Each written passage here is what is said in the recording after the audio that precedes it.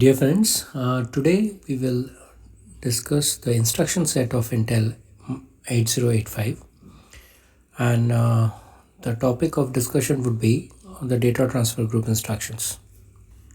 The instruction set of 8085 has been classified into data transfer group, arithmetic, logical, branching, and control instructions.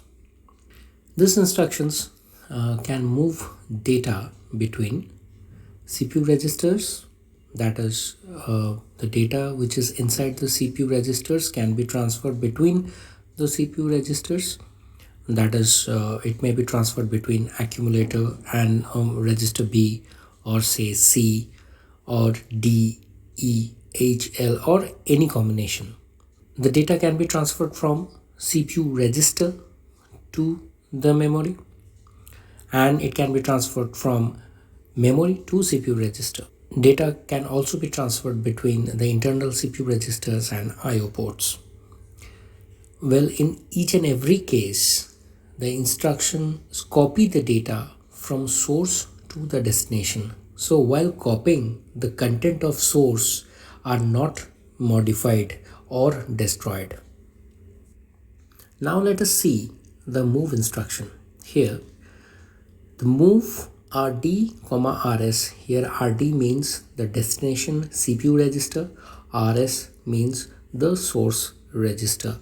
So in this case, the content of the source register is transferred or copied to the destination CPU register. We have to remember one thing: the contents are all 8-bit type, 8-bit data. Similarly, in the next case where it is move M, RS, here the 8-bit content in the source register, that is the CPU source register, is copied to the memory.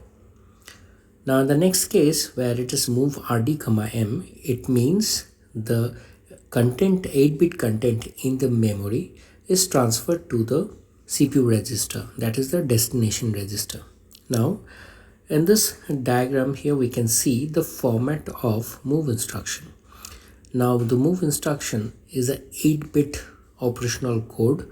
It is having an 8-bit operational code. So the most significant bit and the next one, that is the D7 and D6, here it is 0, 1. It has been reserved for move instruction. And D5, D4, D3 means the address of the destination CPU register. Similarly, D2, D1 and D0 means the combination here is the address of the source CPU register. Here we can see the D7, D6 is basically reserved for the move category instruction. The next 3 bits, that is D5, D4, D3, are CPU register address, and the next is the source CPU register address. Since destination and source are a combination of 3 bits, so there will be a total combination of 8. So starting from 00 to 111, the 00 is reserved for register B, 001 is reserved for C, 010 is reserved for D, 011 is reserved for E, 100 is reserved for H, 101 is reserved for L, 110 is reserved for M, and 111 is reserved for A. Now let us take an example. Here the example is move B, B. Since it's a move category instruction, the D7, D6 are shown here as 01, and B is the destination CPU address, CPU register, so the address will be 000. Similarly, the address of the source register is also 000, and hence the operational code will be 40. Now in this matrix we can see on the left hand side it is for the destination register, and on the right hand side on the top you can see all the source registers. So if the instruction is B, B, the operational code will be 40. Similarly, if we take the instruction move B, C, again for move it is 01. For B, it is the address is 000 as it is seen below in the table, and now the source register is C. Therefore, the address is 001. So the combination of this gives us 41. So in the case of move B, C, the operational code is 41. Similarly, if we try out all the instructions, we can get the operational code as given here. One thing we have to see that the combination, that is move M, is not available in 8085. Move M, which would have been 76 in this case, has been reserved for halt instruction. The move M, is not possible in 8085. So there is no instruction which is move M. Now let us see an example. What happens when move A, B is executed by 8085. Here both the registers are CPU registers. Here A is the destination register, B is the source register. So the content of register B will be copied to accumulator. So now let's suppose that before the execution of this instruction, the register B, as shown in the figure, is having 75 hex, and register A is having some data. It has been given as XX, means don't get can be anything. Now after the execution of move A, B instruction, the 75 that is available in the register B will get copied to the accumulator. Now all the CPU register related data transfer will take one machine cycle, that is 40 states for execution, and the procedure of data transfer will be same for other CPU register related to data transfer. Now let us see what happens if we try to execute move A, M. Now in this case, the destination CPU register is accumulator and the source is the memory. Now memory consists of many registers. So which register is being referred here has to be understood properly. So whenever the microprocessor encounters any instruction having M in it, it will look for the content of HL pair and it will treat that as the memory pointer. So when the microprocessor executes move A, M, means the 8-bit content in the memory will be copied to accumulator. Address is in HL pair. Now let us try and understand it using a simple example. Now suppose the CPU register, that is the accumulator, before the execution is having any data in it, that is our don't care data. Now the memory having a content 23 hex corresponding to E000. Now the E000 is loaded in HL pair. So after the execution of move A, M, the 23, which is corresponding to the address E000, will be copied to the accumulator. That means, again I am repeating, transfer the content, the 8-bit content of memory to accumulator. Address is in HL pair. So all data transfer between CPU register and memory will take 70 states for execution, and the procedure will be same for all CPU register and memory related data transfer instructions. Now let's see the other way around. Now suppose the instruction is move M, A. Now the source register is accumulator and the destination is memory. So the 8-bit content inside the accumulator will be copied to the memory, where again the address is in HL pair. So let us see an example. Suppose before the execution of this particular instruction, the CPU register, that is the accumulator denoted by A, is having 50 in it. Now HL is having E000. So indirectly, the HL is having the address of memory E000 location. And in that particular location, there can be any data. Now after the execution of move M, A, content 50 will be copied to the memory whose address is in HL pair. So again, all the data transfer between the CPU register and memory will take 70 states, that is 40 states for fetching of the operational code and other 3 T states for either writing the data into memory or reading the data from the memory. That means it will take 2 machine cycles. Fine, now let's move on to the instructions which fall under immediate group of instructions. We have LXI RP followed by a 16-bit data. Now here L means load, X usually signifies register pair, I is the immediate group of instructions, and RP here means the register pair. If we are mentioning HL, we will only write H here, and if we are mentioning BC, we will write B only here, and if we are mentioning DE, we will be mentioning only D. Let's take an example of LXI H E000. The content E0 will be loaded into H register and 00 will be loaded into L register immediately.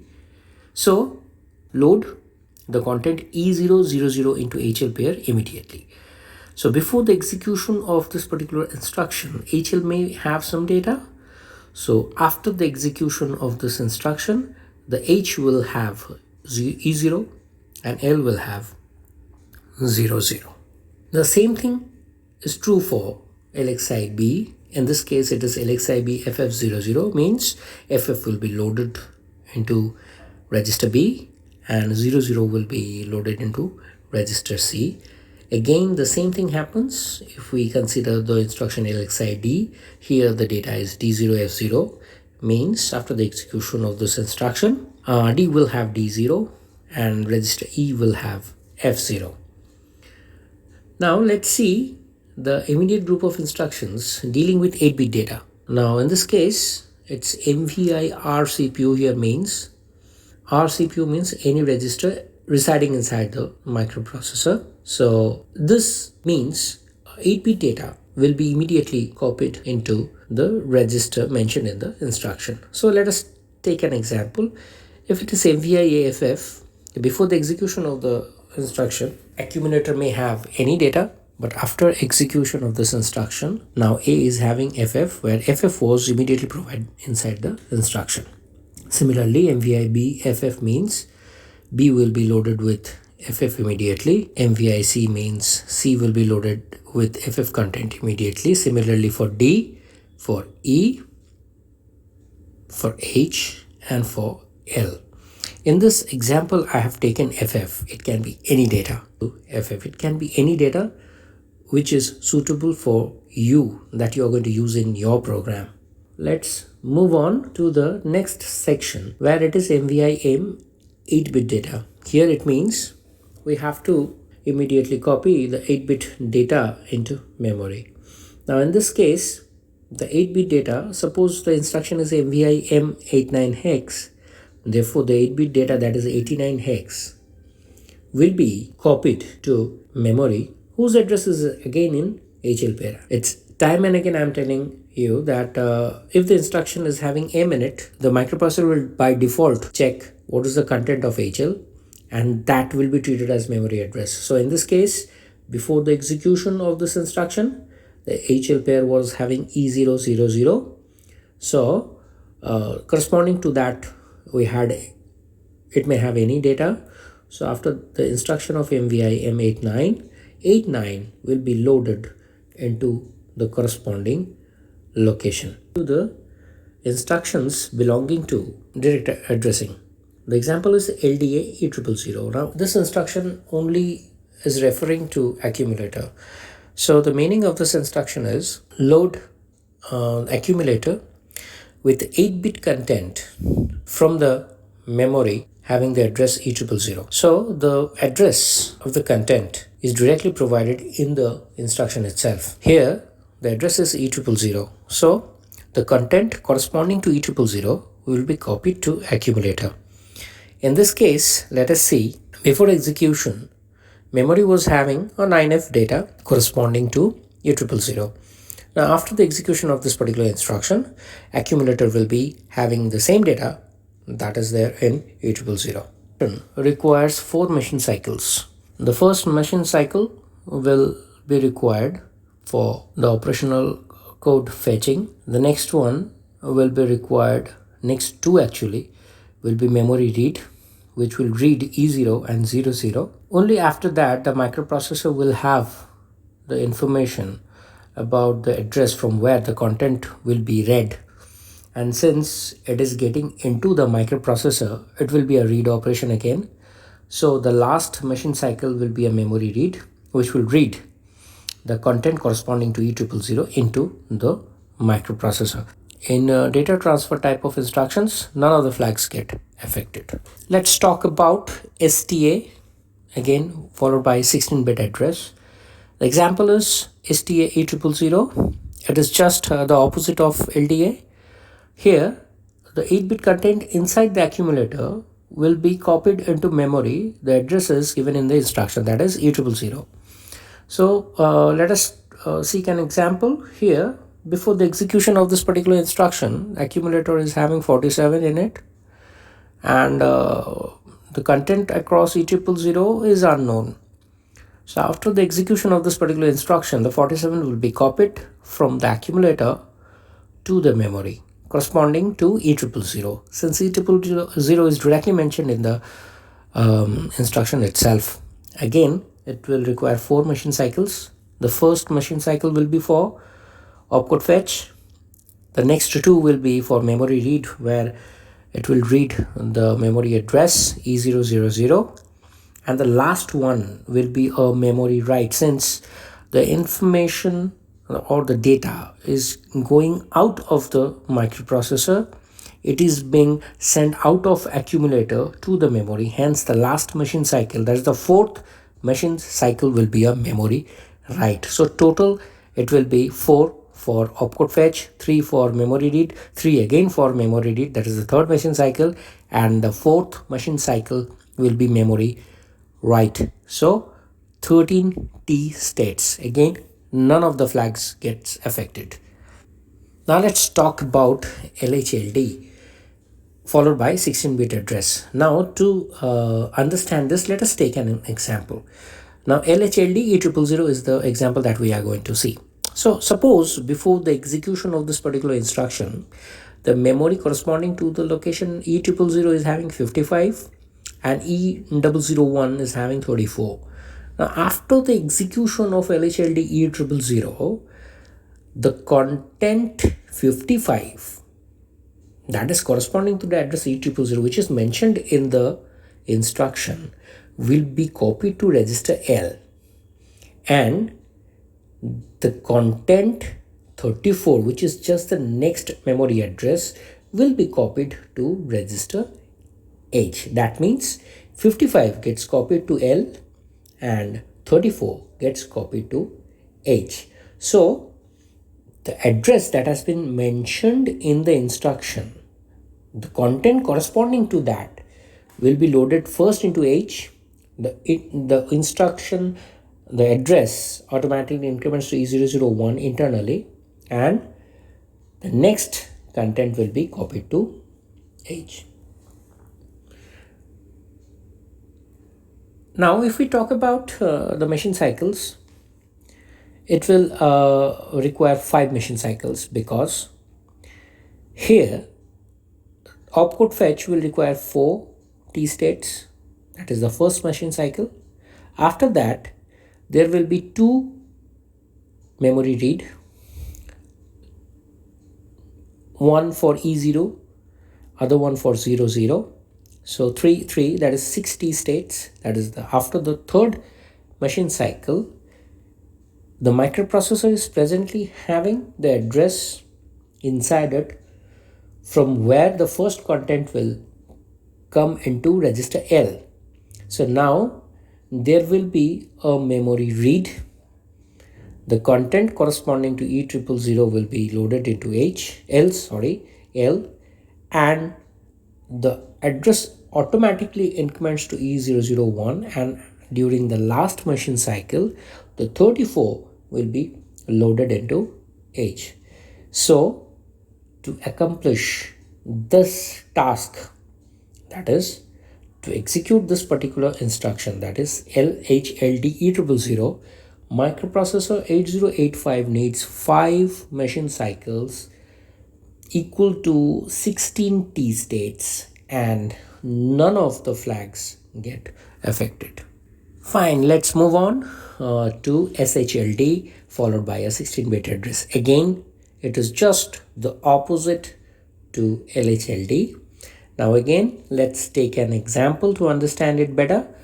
First of all, before the execution of this particular instruction, let us assume L is having 3F, H is having 99, E000 is having any data, E001 is again having any data.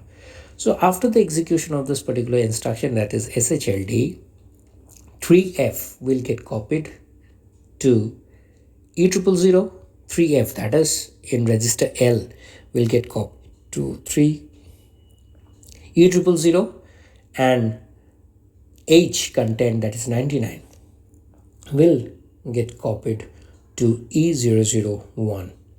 So again, in this case, again we will have 5 machine cycles. First machine cycle is for operational code fetch, opcode fetch, that is 40 states. Next two are to read the address E0 and 00. So next two are memory read, and in this case the last two machine cycles will be memory write, because the data is going out of the microprocessor to the memory, and hence the last two machine cycles, that is the fourth and the fifth machine cycle, will be memory write, and again the total is 16 T states and none of the flags get affected. Now let us move on to the next. Here we are discussing about LDAX. Now LDAX followed by a register pair. Now the example can be LDAX B and LDAX D. Though I have not shown LDAX D, it is the same.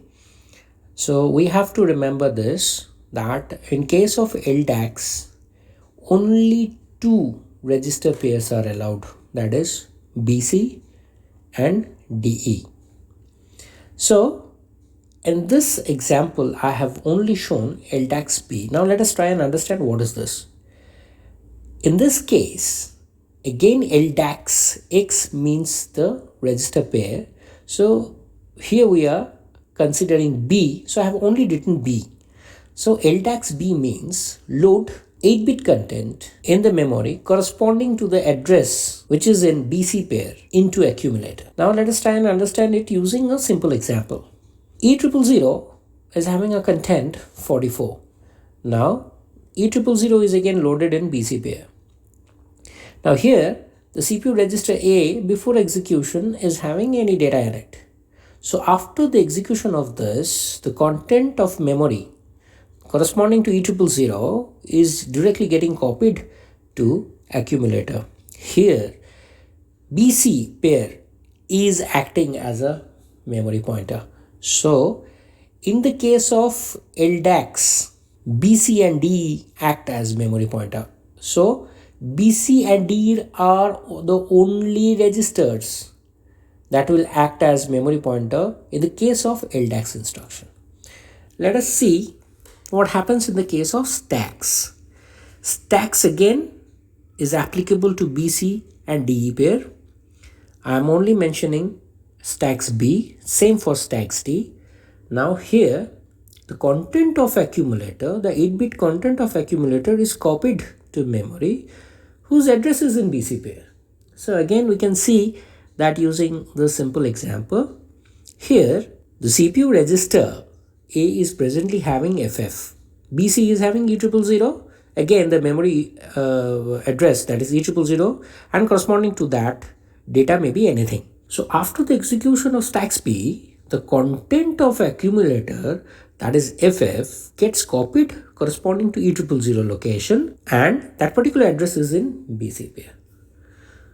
Now let us take the last instruction in this lecture, that is exchange. Now exchange is possible only between two register pairs, that is HL and DE.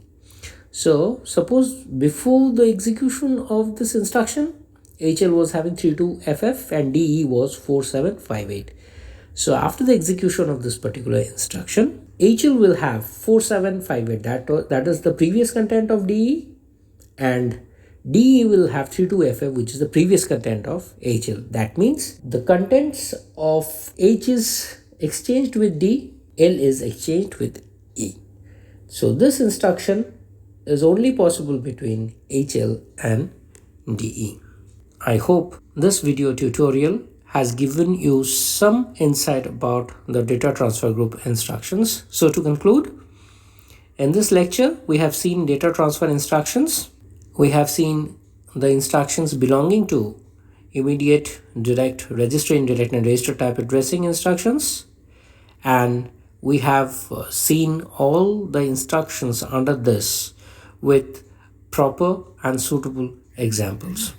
Thank you very much for watching this video tutorial, and if you have liked the video, kindly subscribe to iNet Tech Talk and share as much as you like. Thank you very much.